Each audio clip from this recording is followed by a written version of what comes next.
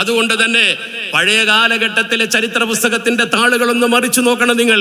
ചരിത്രം വലിയ ഗുരുനാഥനാണ്. ഈ പരിഗണന ബഹുമാനപ്പെട്ട പാണക്കാട്ട് PMS പൂക്കോയ തങ്ങൾക്ക് അക്കാലഘട്ടത്തിലെ സമത്വയുടെ ആലിമ്യങ്ങൾ എത്രത്തോളം കൊടുത്തു എന്ന് നോക്കൂ നിങ്ങൾ. 1959 ജനുവരി മാസം 29 മുതൽ 30 വരെ വിദ്യാഭ്യാസ ബോർഡിന്റെ 1ാമത്തെ വാർഷികം വടകരയിൽ വെച്ച് നടക്കുന്നു. ആ 1ാം വാർഷികം ഉദ്ഘാടനം ചെയ്യാൻ 1ാമത്തെ ദിവസം അവർ വിളിച്ചു കൊണ്ടുപോയത് മഹാനായ പാണക്കാട്ട് പൂക്കോയ തങ്ങളെയാണ്. എത്ര വലിയ വലിയ പണ്ഡിതന്മാരെന്ന് ജീവിച്ചിരിപ്പുണ്ട്, എത്ര വലിയ മഹാരഥന്മാരെന്ന് സമത്വയുടെ അമരത്തുണ്ട്. അവരൊക്കെ ഉണ്ടായിട്ടും അതിന്റെ ഉദ്ഘാടനത്തിന് പാണക്കാട്ട് വന്ന ബഹുമാനപ്പെട്ട പൂക്കോയ തങ്ങളെ കൊണ്ടുപോകുമ്പോൾ അദ്ദേഹത്തെക്കാൾ എത്രയോ ഉന്നതരായ മഹാപണ്ഡിതന്മാർ അവിടെ ഉണ്ട്. പക്ഷെ തങ്ങൾ ചെയ്ത സേവനത്തിന് നല്ല വിവേകമുള്ള പണ്ഡിതന്മാർ നൽകിയ ഏറ്റവും വലിയ അംഗീകാരമായിരുന്നു അത്. അസ്സലാമു അലൈക്കും വറഹ്മത്തുള്ളാഹി. പൂക്കോട്ടൂരിൻ്റെ ഈ ഒരു പ്രസംഗം നിങ്ങൾ ശ്രദ്ധിച്ചോ? അതിൻ്റെ ഇടയിലൂടെ അയാൾ കടത്തിക്കൂട്ടുന്ന ചില വാക്കുകൾ സമസ്തയെ കുത്തുന്നതാണ് എന്ന് അരിഭക്ഷണം കഴിക്കുന്ന ഏതൊരാൾക്കും വ്യക്തമാകും. അന്നത്തെ വിവേകമുള്ള പണ്ഡിതർ ചെയ്തത് അതാണ്. അപ്പോൾ ഇന്നത്തെ പണ്ഡിതന്മാർ എന്താണ്? പിന്നെ അന്ന് പൂക്കോയ തങ്ങൾക്ക് അത്രമാത്രം പരിഗണന കൊടുത്തു. അപ്പോൾ ഇന്ന് സയ്യിദന്മാർക്ക് പരിഗണന കൊടുക്കണില്ലേ? ഇതൊക്കെ പറയാതെ പറയുകയാണ് ഇയാൾ. ഇന്ന് പരിഗണന കൊടുക്കുന്നില്ല എന്നും അതുപോലെ തന്നെ ഇന്നത്തെ പണ്ഡിതന്മാർക്ക് വിവേകമില്ല എന്നൊക്കെ വരുത്തി തീർക്കാനുള്ള ഒരു ശ്രമം. അത് എന്നാ പറഞ്ഞിട്ടുമില്ല, എന്നാ വരികൾക്കിടയിലൂടെ അത് അയാൾ പറയാതെ പറയുകയും ചെയ്യാം. മാത്രമല്ല ഇവിടെ ചരിത്രം പറയുമ്പോൾ കുറേ കാര്യങ്ങൾ കട്ട് ചെയ്തിട്ട് ചില ആളുകളെ മാത്രം ഹൈലൈറ്റ് ചെയ്യാം, ചില ഭാഗം മാത്രം ഹൈലൈറ്റ് ചെയ്യാം. അപ്പോൾ ആ സമ്മേളനത്തിൻ്റെ തന്നെ 1ാമത്തെ ദിവസത്തെ കാര്യമാണ് പറഞ്ഞത്. പിന്നെ 2ാമത്തെ ദിവസവും അതിൻ്റെ സമാപന സമ്മേളനമോ മറ്റു കാര്യങ്ങളൊന്നും ഇയാൾ പറഞ്ഞിട്ടില്ല. അത് പറഞ്ഞാൽ ഇയാൾ ഉദ്ദേശിക്കുന്ന കാര്യം പൊളിയും. ഇങ്ങനെ ഇയാൾ ഇപ്പോൾ അടുത്ത് നടത്തിക്കൊണ്ടിരിക്കുന്ന പ്രസംഗങ്ങളൊക്കെ ഒരു ഭാഗത്തെ മുഴുവൻ താഴ്ത്തിക്കെട്ടി മറ്റൊരു ഭാഗത്തിന് ഇയാൾ ഹൈലൈറ്റ് ചെയ്യാൻ ഉദ്ദേശിക്കുന്ന അല്ലെങ്കിൽ ഇയാൾക്ക് ആവശ്യമുള്ള ഒരു ഭാഗത്തെ ഹൈലൈറ്റ് ചെയ്തിട്ട് ഇങ്ങനെ പോവാം. പൂക്കോയ തങ്ങളോടും ബാഫക്കി തങ്ങളോടും മറ്റുള്ള പാണക്കാട് സയ്യിദന്മാരോടും മറ്റുള്ള സയ്യിദന്മാരോടും ഒക്കെ സമസ്തക്ക് ഉള്ള നിലപാട് അറിയാലോ. ജിഫ്രി മുത്തുക്കോയ തങ്ങൾ കൃത്യമായിട്ടത് പറഞ്ഞിട്ടുണ്ട്. ആ തങ്ങന്മാരൊക്കെ പരിഗണിച്ചത് തങ്ങന്മാരാണ്, അവരെ പരിഗണിക്കണമെന്ന് പഠിപ്പിച്ചത് സമസ്തയാണ്. പക്ഷേ ഇയാൾ ഇന്ന് ചെയ്തുകൊണ്ടിരിക്കുന്ന ഈ കുത്തിവെപ്പ് ഇത് ശരിക്ക് വശമാണ്. ഇതിൻ്റെ പരിണിത ഫലം ഇവരെ അനുഭവിക്കുക തന്നെ ചെയ്യും. ശരിക്കും നോക്കൂ നിങ്ങൾ, ഇയാളിതിപ്പോൾ ഉരുട്ടി കൊണ്ടുവരുന്നത് എന്തിനാണ്? ഇപ്പോൾ ഇവർ സമസ്ത മുഷാവറയിലേക്ക് ഇപ്പോൾ തങ്ങളെടുക്കാൻ വേണ്ടി ആവശ്യപ്പെട്ടു. അതെന്തായാലും നടന്നില്ല. ആവശ്യപ്പെട്ടു എന്നുള്ളത് ശരിയാണല്ലോ, മാധ്യമങ്ങളിലൊക്കെ വന്നതാണ്, ഇവരാവശ്യപ്പെട്ടതുമാണ്. പക്ഷേ അത് നടന്നിട്ടില്ല. ഇനി അതേപോലെ തന്നെ ഇപ്പോൾ ഒരു പുതിയ ആവശ്യം ഇവർ മുന്നോട്ട് വച്ചിട്ടുണ്ട്. അതായത് സമസ്തയുടെ 100ാം വാർഷികം അതിൻ്റെ ഉദ്ഘാടനമോ അല്ല അധ്യക്ഷസ്ഥാനോ ഇത് ഇവരാവശ്യപ്പെട്ടിട്ടുണ്ട്. ഇതൊന്നും ചിലപ്പോൾ തങ്ങന്മാർ അറിഞ്ഞുകൊള്ളണമെന്നില്ല, അറിയുന്നുണ്ടാവില്ല എന്നാണ് നമ്മുടെ ധാരണ. അല്ലാതെ അറിഞ്ഞുകൊണ്ട് ഒരാൾ ഇപ്പോൾ എനിക്ക് ഉദ്ഘാടനം വേണം അല്ലെങ്കിൽ എന്നെ അധ്യക്ഷരാക്കണം എന്നൊന്നും ചോദിക്കില്ലല്ലോ. പക്ഷേ പൂക്കോട്ടൂരിനോടൊക്കെ പറയാനുള്ളത് സമസ്തക്ക് റൂട്ട് വെട്ടി കൊടുക്കണ്ട, സമസ്തക്ക് ആര് ഉദ്ഘാടനം ചെയ്യണമെന്ന് നിങ്ങൾ പറഞ്ഞു കൊടുക്കണ്ട. സമസ്ത കേരള ജമിയത്തുൽ ഉലമയുടെ 25 പണ്ഡിതന്മാർക്ക് ആര് അധ്യക്ഷനാകണമെന്ന് നിങ്ങൾ ക്ലാസ് എടുത്ത് കൊടുക്കണ്ട. മനസ്സിലായോ? അത് സമസ്തയുടെ പണ്ഡിതന്മാർക്ക് അറിയാം. അത് അവർ ആരെയാണോ അതിന് അനുയോജ്യരായത് അവരെ അധ്യക്ഷരാക്കും, ആരാണോ അനുയോജ്യരായത് അവരെ ഉദ്ഘാടകരാക്കും, ആരാണോ അനുയോജ്യരായത് അവരെ മുഖ്യപ്രഭാഷകരാക്കും. ഇത് സമസ്തക്ക് റൂട്ട് വെട്ടി കൊടുക്കണ്ട, സമസ്തക്ക് ക്ലാസ് എടുക്കണ്ട എന്നാണ് സമദ് പൂക്കോട്ടൂരിനോട് ആദ്യമായിട്ട് പറയാനുള്ളത്. ആ പണി എടുക്കണ്ട, അത് ഇനി വേവൂല, ഈ ചെമ്പിൽ അത് ഇനി വേവൂല കേട്ടോ, ഇറക്കി വെച്ചാളി. ഇനി ചരിത്രം പറയുമ്പോൾ ഫുള്ളായിട്ട് പറയണം. ആദ്യത്തെ ദിവസത്തെ പറയാം, പിന്നെ 2ാമത്തെ ദിവസത്തെ പറയാതിരിക്കുക, 3ാമത്തെ ദിവസത്തെ പറയാതിരിക്കുക. ഇങ്ങനെ ചെയ്യാൻ പാടുണ്ടോ? ചരിത്ര സമ്മേളനങ്ങൾ ഇവിടെ രേഖപ്പെടുത്തപ്പെട്ട് കിടക്കുന്നില്ലേ? സമസ്തയുടെ 1ാം സമ്മേളനം 1927 ഫെബ്രുവരി 7 മലപ്പുറം ജില്ലയിലെ താനൂരിൽ വെച്ചാണ് നടന്നത്. സമ്മേളനത്തിൽ അധ്യക്ഷനായത് വെല്ലൂർ ബാക്കിയാത്തിലെ ലിയാഉദ്ദീൻ ഹസ്രത്ത് എന്ന പണ്ഡിതനായിരുന്നു. അന്നെന്താ കേരളത്തിൽ സയ്യിദന്മാരില്ലാഞ്ഞിട്ടാണോ അധ്യക്ഷനാക്കാൻ? കേരളത്തിൽ തങ്ങന്മാരില്ലാഞ്ഞിട്ടാണോ? അല്ല, അന്നത്തെ 25 പണ്ഡിതന്മാർ കൂടി ആലോചിച്ച് തീരുമാനിച്ചത്, അന്നത്തെ സാഹചര്യങ്ങൾക്കനുസരിച്ച് തീരുമാനിച്ചത് അതാണ്. ഇന്നത്തെ പണ്ഡിതന്മാർ ഇന്നത്തെ സാഹചര്യങ്ങൾക്കനുസരിച്ച് പണ്ഡിതന്മാരെടുക്കും തീരുമാനം, സമസ്തൻ്റെ മുഷാവർ എടുക്കും തീരുമാനം. ആ തീരുമാനം അംഗീകരിക്കുക എന്നാണ് സമദ് പൂക്കോട്ടൂരിനെ പോലത്തെ ആളുകളോട് പറയാനുള്ളത്. അത് അംഗീകരിച്ചാൽ മതി നിങ്ങൾ. മനസ്സിലായോ?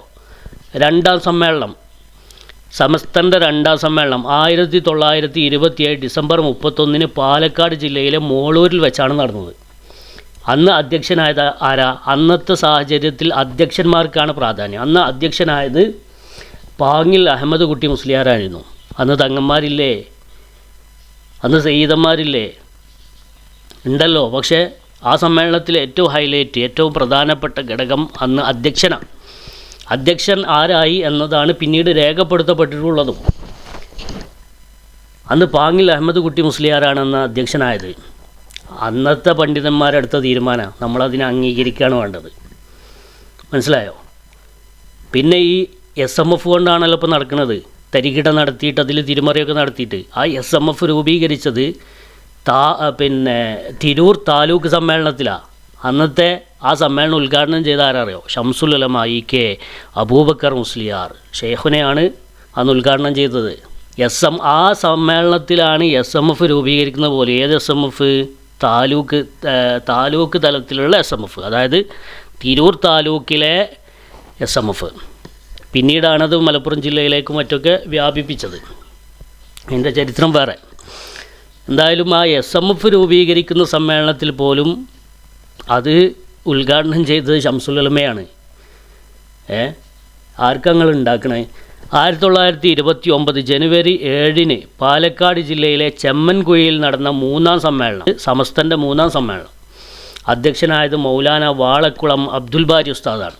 പറഞ്ഞു കൊടുക്ക്, ചരിത്രം പറഞ്ഞു കൊടുക്ക്, ആളുകൾക്ക് പറഞ്ഞു കൊടുക്ക്, ഇതുപോലെ അങ്ങോട്ട് പറഞ്ഞു കൊടുക്ക്. 1930 മാർച്ച് 17 പാലക്കാട് ജില്ലയിൽ വെച്ചുകൊണ്ട് മണ്ണാർക്കാട് എന്ന സ്ഥലത്ത് നാലാം സമ്മേളനം നടക്കുന്നത്. ആരാണ് അധ്യക്ഷനായത്? നേതൃത്വം നൽകിയത് വെള്ളേങ്ങര മുഹമ്മദ് മുസ്ലിയാർ നേതൃത്വം നൽകി. സമദ് പൂക്കോട്ടൂർ അല്ലെങ്കിൽ പഠിച്ച് വെച്ചിട്ടുണ്ടെങ്കിൽ അത് പറഞ്ഞു കൊടുക്ക് ജനങ്ങൾക്ക്. 1931 മാർച്ച് 11 പാലക്കാട് ജില്ലയിൽ തന്നെ വെള്ളിയഞ്ചേരിയാണ് അഞ്ചാമത്തെ സമ്മേളനം നടക്കുന്നത്. ആരാണ് അതിന് നേതൃത്വം നൽകിയത്? അധ്യക്ഷത വഹിച്ചത് മൗലാന കരിമ്പനക്കൽ അഹമ്മദ് മുസ്ലിയാർ നേതൃത്വം നൽകി. 1933 കോഴിക്കോട് ജില്ലയിൽ ഫറോക്കിൽ നടന്ന ആറാം സമ്മേളനം. ആരാ ഉദ്ഘാടനം ചെയ്തത്? മഹാനായ ഷിഹാബുദ്ദീൻ അഹമ്മദ് കോയ ഷാലിയാത്തിയാണ് അതിന് നേതൃത്വം നൽകിയത്. 1945 മെയ് 27, 28 മലപ്പുറം ജില്ലയിലെ കാര്യവട്ടത്ത് നടന്ന സമ്മേളനത്തിന് മൗലാന ഖുത്ബിയാണ് നേതൃത്വം നൽകിയത്. പിന്നെ ആറാം സമ്മേളനം നടക്കുന്നത് 1933 കോഴിക്കോട് ജില്ലയിലെ ഫറോക്കിലാണ്. അന്ന് ഉദ്ഘാടനം ചെയ്യുന്ന ആരറിയോ? ഷിഹാബുദ്ദീൻ അഹമ്മദ് കോയ ഷാലിയാത്തി. മഹാനവറുകൾ 4 മദ്ഹബിലും ഫത്വ കൊടുക്കാൻ കഴിവുള്ള ഇരുത്തം ചെന്ന പണ്ഡിതനായിരുന്നു. പിന്നെ ചരിത്രപ്രസിദ്ധമായ മലപ്പുറം ജില്ലയിലെ കാര്യവട്ടത്ത് നടന്ന സമ്മേളനം 1945 മെയ് 27, 28 തീയതികളാണ് നടന്നത്. അന്ന് ഖുത്ബി ഉസ്താദാണ് അതിന് നേതൃത്വം നൽകിയത്. 1947 മാർച്ച് 15, 16, 17 കോഴിക്കോട് ജില്ലയിലെ മീഞ്ചന്തയിൽ നടന്ന ചരിത്രപ്രസിദ്ധമായ സമ്മേളനം ആരാ അന്ന് അധ്യക്ഷനായത്? ഷെയ്ഖ് ആദം ഹസ്രത്ത്. ഇതൊക്കെ പറഞ്ഞു കൊടുക്കണം ജനങ്ങൾക്ക്. ഒരു ഭാഗം മാത്രം ഹൈലൈറ്റ് ചെയ്തിട്ട് മറ്റുള്ള പണ്ഡിതന്മാരൊക്കെ കൊച്ചാക്കുന്ന അവരുടെ ശാപം കിട്ടൂല നിങ്ങൾക്ക്. പറയുമ്പോൾ എല്ലാം പറയണ്ടേ? ഒരു ദിവസത്തെ മാത്രം പറയൽ, ഒരു സമ്മേളനത്തിൻ്റെ ഒന്നാമത്തെ ദിവസം. 1950 ഏപ്രിൽ 29, 30 തീയതികൾ നടന്ന മലപ്പുറം ജില്ലയിലെ വളാഞ്ചേരിയിൽ നടന്ന സമ്മേളനം പാറക്കടവ് കാളി PP അബ്ദുള്ള മുസ്ലിയാരാണ് അധ്യക്ഷനായത്. 1951 മാർച്ച് 23, 24, 25 തീയതികളിൽ കോഴിക്കോട് വടകരയിൽ നടന്ന സമ്മേളനത്തിൽ മദ്രാസ് ചീഫ് കാളി മുഹമ്മദ് ഹബീബുള്ള മുഫ്തി സാഹിബാണ് നേതൃത്വം നൽകിയത്. 1954 ഏപ്രിൽ 24, 25 മലപ്പുറം താന്നൂരിൽ നടന്ന സമ്മേളനം വെല്ലൂർ ആദം ഹസ്രത്തിൻ്റെ അധ്യക്ഷതയിൽ മൗലാന ഖുത്ബി മുഹമ്മദ് മുസ്ലിയാരാണ് ഉദ്ഘാടനം ചെയ്തത്. പഠിച്ചു പറഞ്ഞു കൊടുക്കുന്നതൊക്കെ. 1961 ഫെബ്രുവരി 7, 8, 9 തീയതികളിൽ മലപ്പുറം ജില്ലയിലെ കക്കാട് നടന്ന സമ്മേളനം ഖാരി മുഹമ്മദ് ത്വയ്യിബ് സാഹിബിൻ്റെ അധ്യക്ഷതയിൽ മൗലാന ഖുത്ബി മുഹമ്മദ് മുസ്ലിയാരാണ് ഉദ്ഘാടനം ചെയ്തത്. 1963 ഡിസംബർ കാസർഗോഡ് വെച്ച് നടന്ന സമ്മേളനം ഉദ്ഘാടനം ചെയ്തത് മൗലാന ഖുത്ബി തങ്ങൾ തന്നെയാണ്. 1972 മെയ് 5, 6, 7 തീയതികളിൽ മലപ്പുറം ജില്ലയിലെ തിരുനാവായ നടന്ന സമ്മേളനം ഉദ്ഘാടനം ചെയ്തത് ബാഫക്കി തങ്ങളായിരുന്നു. അന്നത്തെ പണ്ഡിതന്മാരുടെ തീരുമാനമാണത്. കണ്ടോ, അന്ന് ബാഫക്കി തങ്ങൾ ഉദ്ഘാടനം ചെയ്ത്, അന്ന് പാണക്കാട് പൂക്കോയ തങ്ങളില്ലേ ഉണ്ട്, എന്നിട്ടും ബാഫക്കി തങ്ങളാണ് ഉദ്ഘാടനം ചെയ്യുന്നത്. അവിടെ എന്താ പൂക്കോയ തങ്ങളാക്കാത്തത്, ബാഫക്കി തങ്ങളാക്കിയത് എന്ന് പറഞ്ഞിട്ട് അന്ന് ആളുകൾ വസ്വാസം ഉണ്ടാക്കിയോ? ഇല്ല, ഒരിക്കലുമില്ല. അത് അന്നത്തെ പണ്ഡിതന്മാരുടെ തീരുമാനമാണത്, അന്നത്തെ സാഹചര്യത്തിനനുസരിച്ച്. 1985 കോഴിക്കോട് നടന്ന സമസ്തയുടെ 60ാം വാർഷികം മഹാനായ കണ്ണിയത്ത് അഹമ്മദ് മുസ്ലിയാരുടെ അധ്യക്ഷതയിൽ ഷംസുൽ ഉലമ EK അബൂബക്കർ മുസ്ലിയാരാണ് ഉദ്ഘാടനം ചെയ്തത്. 1996 മാർച്ച് 29, 30, 31 തീയതികൾ നടന്ന സമസ്തയുടെ 70ാം വാർഷിക മഹാസമ്മേളനം മഹാനായ അസ്ഹരി തങ്ങളുടെ അധ്യക്ഷതയിൽ ഉദ്ഘാടനം ചെയ്തത് ഷേഖുന ഷംസുൽ ഉലമ EK ഉസ്താദാണ്. 2012 ഫെബ്രുവരി 23, 24, 25, 26 തീയതികളിൽ മലപ്പുറം ജില്ലയിലെ വേങ്ങര കൂരിയാട് നടന്ന 85ാം വാർഷികത്തിൽ നേരത്തെ ഉദ്ഘാടനത്തിന് ക്ഷണിക്കപ്പെട്ട വിദേശ പ്രതിനിധി വരാൻ കഴിയാതെ വന്നപ്പോൾ സമസ്തയുടെ വൈസ് പ്രസിഡന്റ് കൂടിയായ സയ്യിദ് ഹൈദർലി ശിഹാബ് തങ്ങളാണ് ഉദ്ഘാടനം ചെയ്തത്. അവിടെ പ്രത്യേകം ശ്രദ്ധിക്കണം, സമസ്തയുടെ വൈസ് പ്രസിഡൻ്റായിരുന്നു ഹൈദർലി ശിഹാബ് തങ്ങൾ. 2016 ഫെബ്രുവരിയിൽ ആലപ്പുഴയിൽ നടന്ന 90ാം വാർഷിക ഐതിഹാസിക സമ്മേളനം, അതും സമസ്തയുടെ വൈസ് പ്രസിഡൻ്റായ സയ്യിദ് ഹൈദർലി ശിഹാബ് തങ്ങളായിരുന്നു ഉദ്ഘാടനം ചെയ്തത്. ഇതാണ് സമസ്തയുടെ സമ്മേളനങ്ങളുടെ ഹിസ്റ്ററി എന്ന് പറയുന്നത്. എന്നിട്ട് കണ്ണടച്ചിരുട്ടാക്കിയിട്ട് ഒരു ഭാഗം മാത്രം ഹൈലൈറ്റ്. ഇതൊന്നും എന്താ പറയാത്തത് പൂക്കോട്ടൂർ? അവിടെ ഇതൊക്കെ പറഞ്ഞു കൊടുക്കണ്ടേ? ഏതെങ്കിലും ഒരു സമ്മേളനത്തിൻ്റെ ഒരു ദിവസത്തെ ഉദ്ഘാടനം പറഞ്ഞ് ഹൈലൈറ്റ് ചെയ്ത് അന്നത്തെ വിവേകമുള്ള പണ്ഡിതന്മാർ അദ്ദേഹത്തെയാണ് തിരഞ്ഞെടുത്തത്. അപ്പോൾ ഇന്നത്തെ പണ്ഡിതന്മാർക്ക് വിവേകമില്ല എന്നാണ് ഇയാൾ അതിൻ്റെ ഉള്ളിൽ കൂടെ കുത്തിത്തിരുകാൻ നോക്കുന്നത്. അല്ലെങ്കിൽ എന്തിനാണത് അവിടെ പറയേണ്ട ആവശ്യം? ചരിത്രം പറയുകയാണെങ്കിൽ ഇതുപോലെ വഴിക്കാണ്ട് പറയണ്ടേ? ഇങ്ങനെയല്ലേ ചെയ്യേണ്ടത്?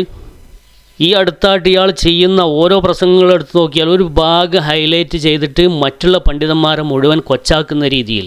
കുരുത്തക്കേട് കേട്ടൂല നിങ്ങൾക്ക്? ആ പണ്ഡിതന്മാരുടെ എത്ര മഹാന്മാരായ പണ്ഡിതന്മാരാണ്. അവരെ ചരിത്രത്തിൽ മറന്നു പോകുന്ന അല്ലെങ്കിൽ തിരസ്കരിക്കുന്ന രൂപത്തിൽ ചരിത്ര വിദ്യാർത്ഥികൾക്ക് മുമ്പിൽ അല്ലെങ്കിൽ പഠിക്കുന്ന വിദ്യാർത്ഥികൾക്ക് മുമ്പിൽ അവതരിപ്പിക്കുമ്പോൾ ആകെ ഇയാളെ പ്രസംഗം കേട്ടാൽ തോന്നുന്നു അന്ന് ജീവിച്ചിരിക്കുന്നത് പൂക്കോയത്തങ്ങളും ബാഫക്കിത്തങ്ങളും മാത്രമാണ്.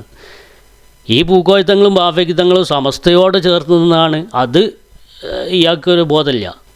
മറ്റുള്ള പണ്ഡിതന്മാരെ കുറിച്ചൊന്നും എന്താ പറയാത്തത്? അപ്പോൾ ശരിയായ ചരിത്രം പറഞ്ഞു കൊടുക്കുക. പിന്നെ ഉരുട്ടി കൊടുത്തിട്ട് ഇന്ന ആൾ ഉദ്ഘാടനം ചെയ്യണമെന്ന് വരുത്തി തീർക്കാനാണ് നിങ്ങളുടെ ശ്രമമെങ്കിൽ സമസ്തയുടെ ഇന്നത്തെ 40 മുഷാവറ അംഗങ്ങളുണ്ട്. അവർക്കറിയാം ഇന്നത്തെ സാഹചര്യത്തിൽ ആരാണ് കൈകാര്യം ചെയ്യേണ്ടത്, ആരാണ് അധ്യക്ഷനാവേണ്ടത്, ആരാണ് ഉദ്ഘാടനം ചെയ്യേണ്ടത് എന്നൊക്കെ അവർക്കറിയാം. അവർ നിശ്ചയിക്കുന്ന ആളുകളെ സമസ്തയുടെ പ്രവർത്തകർ മനസ്സാ വാച അത് സമ്മതിക്കും, സ്വീകരിക്കും, തക്ബീർ ആരവങ്ങളോട് ആനയിക്കും. അതല്ലാതെ സമസ്തക്ക് റൂട്ട് മാപ്പ് വരച്ചു കൊടുക്കരുത് പൂക്കോട്ടൂരെ. സമസ്തക്ക് ക്ലാസ് എടുക്കാൻ നിങ്ങളാരും ഏൽപ്പിച്ചിട്ടില്ല. അത്ര മാത്രമേ ഇപ്പോൾ പറയുന്നുള്ളൂ.